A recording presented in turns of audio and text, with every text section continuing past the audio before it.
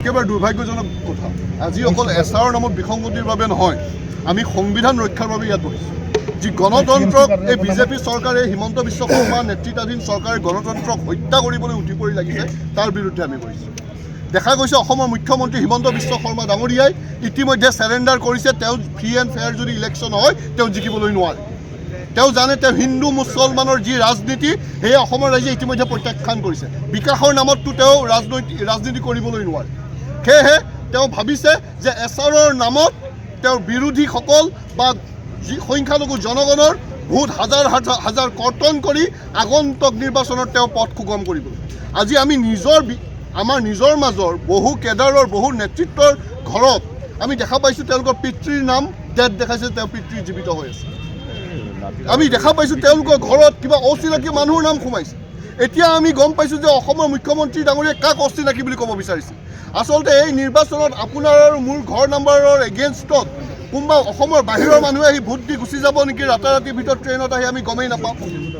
আমি ইতিমধ্যে গম পাইছোঁ এজন বিৰোধী দলৰ MLA কৈছিল যে তেওঁ সেইখিনি সময়ত বহি আছিল, সেই ভিডিঅ' কনফাৰেন্সিঙৰ কথা শুনি আছিল, তেওঁ সাক্ষী হৈ আছিল যোন সময়ত প্ৰদেশ বিজেপিৰ সভাপতি দিলীপ শইকীয়া ডাঙৰীয়াই মণ্ডল লেভেলৰ বা জিলা লেভেলৰ তেওঁলোকৰ বিষয়াবোৰক নিৰ্দেশনা প্ৰেৰণ কৰিছিল যে প্ৰায় 60টা সমষ্টিত তেওঁলোকে প্ৰায় 10,000 ভোট কৰ্তন কৰিবলৈ লাগে। আৰু এই গোটেই দায়িত্বখিনি দিছিল অসমৰ মন্ত্ৰীমণ্ডলৰ এজন মন্ত্ৰী অশোক সিংঘাল ডাঙৰীয়া। এইটো অভিযোগ আমাৰ নহয়, এজন বিৰোধী দলৰ এজন বিধায়কৰ। এইবোৰ কথা গম পাই তাৰপিছত আমি যেতিয়া গ্ৰাউণ্ড লেভেলত গ'লোঁ, গ্ৰাউণ্ড লেভেলত দেখা পালোঁ যে এইবোৰতো সঁচা হৈ আছে। উচ্ছেদিত ৰাইজৰ ফৰ্ম 8 ফিল আপ নহয়, তেওঁলোকে নিজৰ নাম যদি ট্ৰান্সফাৰ কৰিব বিচাৰে তাত এৰৰ দেখায়। জোৰ জবৰদস্তি ফৰ্ম 7 ফিল আপ কৰি আছে। BLOবিলাকে কান্দা কুটা কৰি আছে। আমিতো ভয় খালোঁ UPৰ নিচিনা ইয়াতো BLOবিলাক আত্মহত্যা কৰিব নেকি। সাংঘাতিকবিলাক প্ৰশাসনীয় যন্ত্ৰটোৱে তেওঁলোকৰ ওপৰত হেঁচা দি আছে। বৈধ ভাৰতীয় নাগৰিকৰ নাম কৰ্তন হ'বলৈ লাগে। আমি সেইকাৰণে election commission of India new দিল্লীত গ'লোঁ, গৈ স্মাৰক পত্ৰ দিলোঁ যে দিলীপ শইকীয়াৰ ওপৰত এতিয়াও কিয় তদন্ত হোৱা নাই, সেই ভিডিঅ' ফুটেজ এতিয়ালৈকে কিয় ছিকিউৰ কৰা নাই। অসমৰ মুখ্যমন্ত্ৰীয়ে বাৰম্বাৰ এটা সাংবিধানিক সংস্থা ইলেকশ্যন কমিশ্যন অফ ইণ্ডিয়াৰ কামত প্ৰভাৱিত কৰিবলৈ যা কিয় বক্তব্য দি আছে। তেওঁ কি ভাবিছে নেকি তেওঁৰ অন্তৰ্গত এইটো এটা বিভাগ হয়? ইলেকশ্যন কমিশ্যন অফ ইণ্ডিয়া এটা স্বতন্ত্ৰ সাংবিধানিক সংস্থা হয়।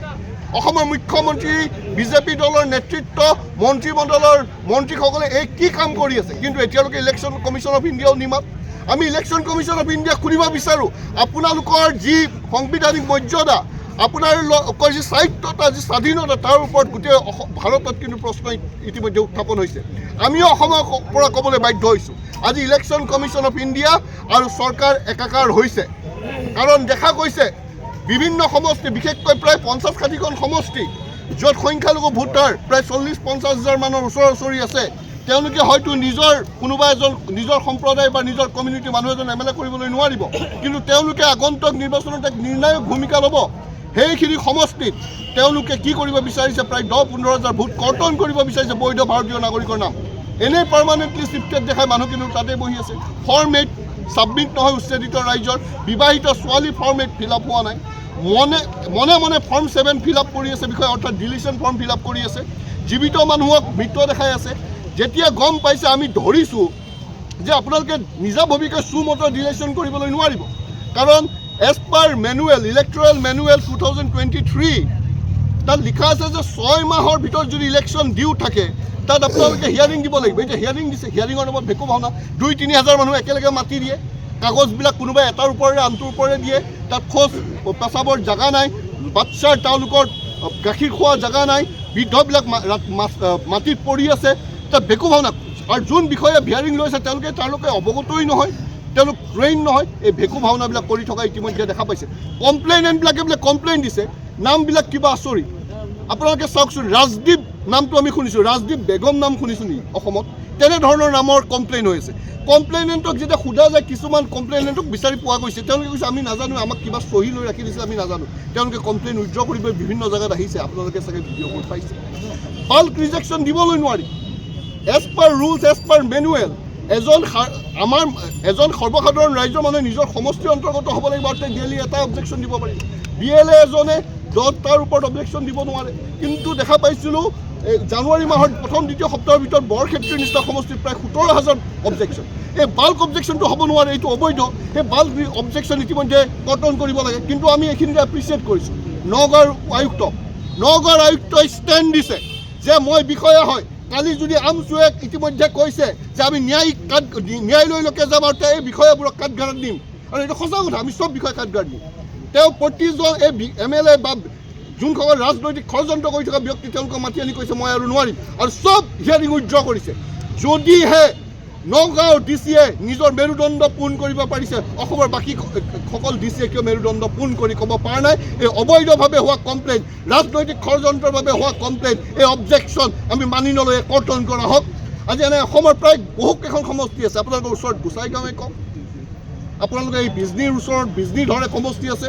এই মই ইতিমধ্যে বৰক্ষেত্ৰীৰ কথা কৈছোঁ, নগাঁৱৰ প্ৰায় ব্ৰহ্মপুৰৰ নিচিনা সমষ্টি, হোজাই, নলবাৰী, উত্তৰ অসমত ঢেকীয়াজুলি অশোক সিংঘালে য'ত পৰা প্ৰতিনিধিত্ব কৰে, তেওঁ জানে এইবাৰ তেওঁ হাৰি আছে, তাৰ পৰা ভোট কৰ্তনে লাগি গৈছে, CDCক ঢেকীয়াজুলি লগাই দিছে।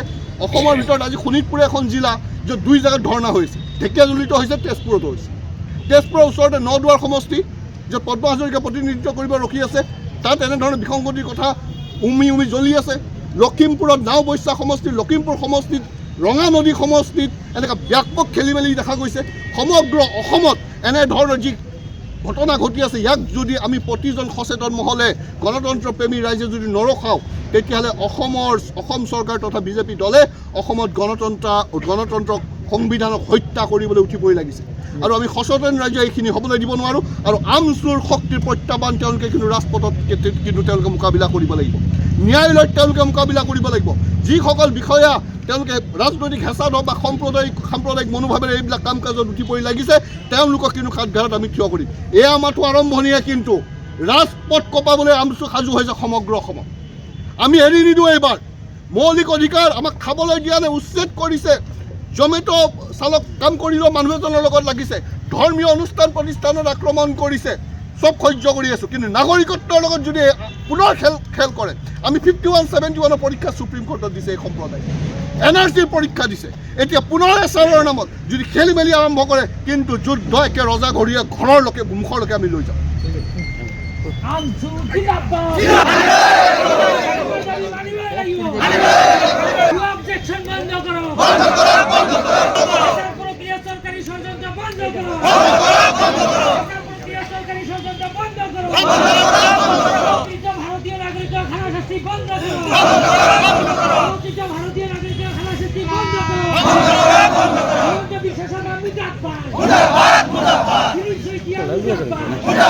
মুৰ্দাবাদ